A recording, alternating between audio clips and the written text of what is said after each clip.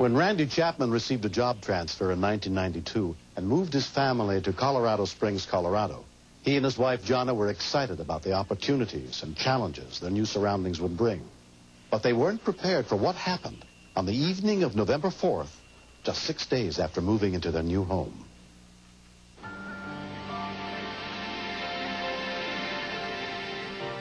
I worked nights, so I went to bed with my son earlier in the evening. My wife and daughter were downstairs in the den playing. I got it. Uh-oh, Bib. Oh. All of a sudden, my wife had discovered that my daughter was not feeling well. Here. What's wrong with you? I don't know. Want to take a deep breath for Mama and hopefully it will feel better? You want to do that? Okay, there you go. Megan? Megan?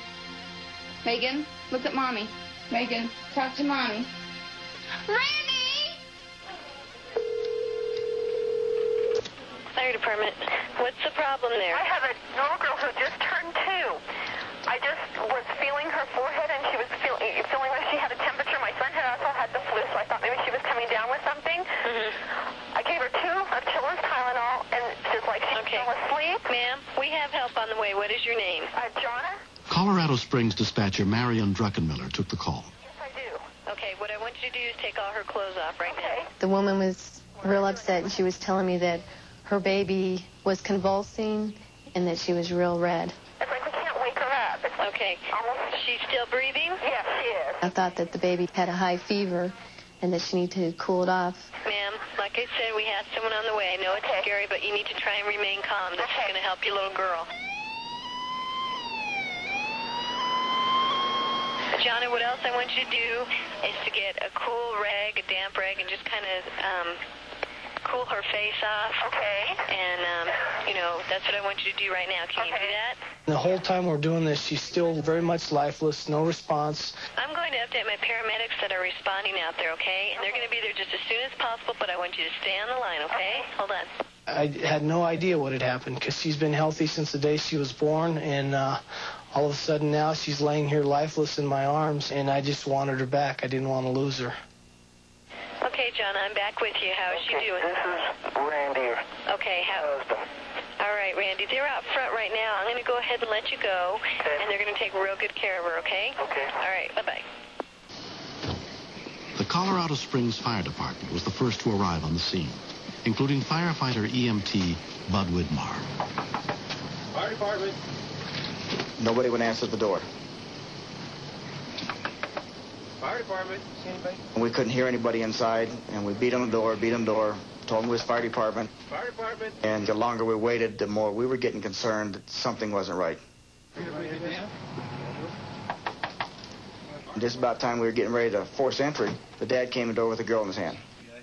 Hi, what's going on? But he wasn't acting right, which was strange. He was just like in a stupor. And I told Brian, I said, this has all the symptoms of carbon monoxide. Let's get him out of here and get him out now. Paramedic Brian Moffitt rushed 2-year-old Megan to the waiting medic unit. Carbon monoxide is odorless, tasteless. It's not something that you can detect. It's a very dangerous atmosphere. Really, your only treatment is to put the patient on high-flow oxygen and then take him to the hospital. John, get the windows. Get the windows. This was a very dangerous situation because of carbon monoxide. Kills within minutes. Jonna! Oh, my God. Somebody help! Come on, wake up. What have we got here? I told him to get out of the house 3 or 4 times, but he didn't want to do that.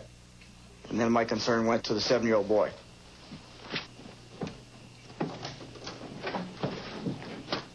Hey, can you hear me? I checked his breathing. I couldn't detect any breathing. Let's get you out of the house, huh? Let's go. And I thought we were really in trouble. Come on. When I picked him up, he started breathing on his own. Just grabbed him as fast as I could and ran him out. There's more chugging. What's going on? Firefighter EMT Dan Romero went to help Randy with his wife. John.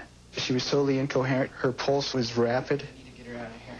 Let me get around there. She was very, very close to death. Ready? Go. You okay? No. Finally, he collapsed. Help! I have 2 people down here. I got one down. Okay, help! Let's go. Get out of here. Help! Damon, let's get her out of here. Come on. Ready? Go! A lot of people think that once you get out in the air that you can breathe okay, but the monoxide attaches itself to the blood cells, and we have to force that carbon monoxide out and replace it back with oxygen. We didn't have much time. All of the victims were taken to Memorial Hospital, where they were examined by emergency physician Michael Thompson. The mother's level on arrival was 41. That means that 41% of her hemoglobin was saturated with carbon monoxide. I have actually seen patients die with levels less than 41.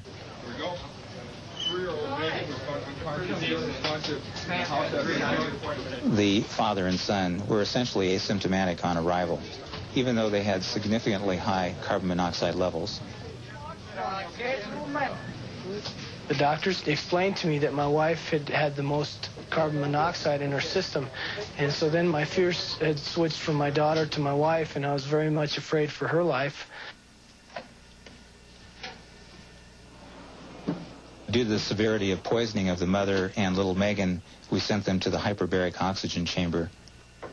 This is a chamber in which we can pressurize 100% oxygen to several atmospheres of pressure and force carbon monoxide off the hemoglobin. Getting pressurized and pure oxygen will cause a little pressure on their ears, but they know how to cure their ears. You can talk with them. My wife was laying there, eyes open.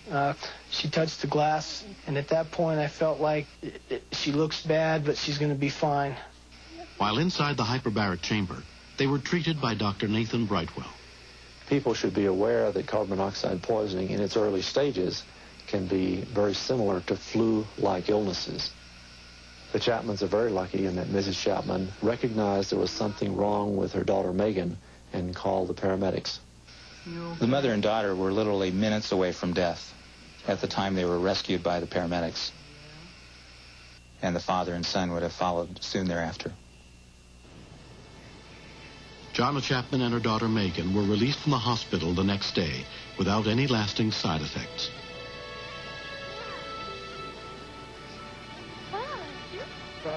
You try and take every precaution possible to make sure your family and your children are safe. And to have something like this that you cannot detect come in and almost wipe your family out was the scariest thing that could have ever happened to us. I could not imagine what would have happened that night had we not had 911.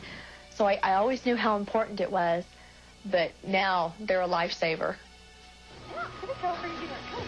Thank you. When I see my kids and family today, sometimes I think how in just a matter of seconds, one night, it could all be taken away. But today I'm just thankful that we're back to normal and my kids are full of life just like they used to be. Home heating systems and fireplaces need to be inspected regularly.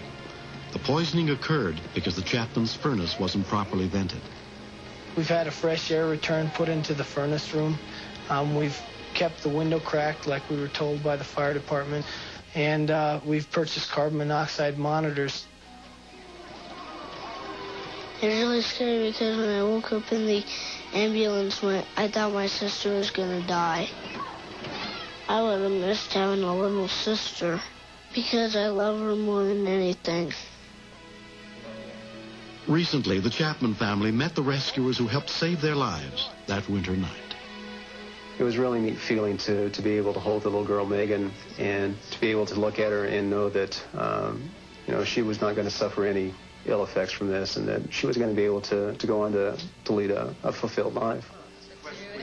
They handle it so wonderfully and so professionally, and yet with such care, that they're just wonderful men. And we really appreciate it. What greater gift could anybody get than to have their family given back to them after coming so close to losing all of us?